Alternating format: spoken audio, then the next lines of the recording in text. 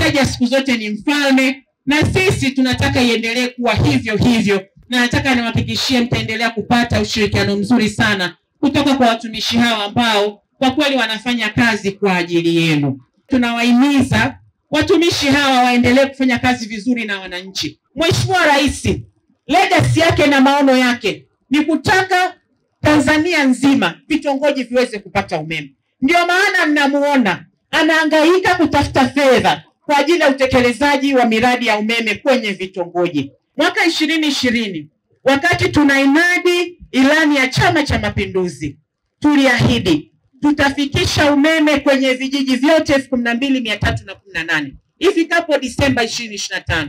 Ndugu zangu, Mheshimiwa Rais wakati anaingia kulikuwa kuna vijiji 4071 havina umeme. Mama huyu kazi hii ameifanya kwa uadilifu mkubwa sana, na nyinyi ni mashahidi, ametimiza kufikisha umeme kwenye vijiji vyote ikiwemo hapa Makete. Ndugu zangu, serikali hii ya awamu ya 6 imefanya kazi kubwa sana kwenye miradi ya umeme. Pamoja na changamoto ambazo zinajitokeza, mtakubaliana na mimi kwamba kazi imefanyika.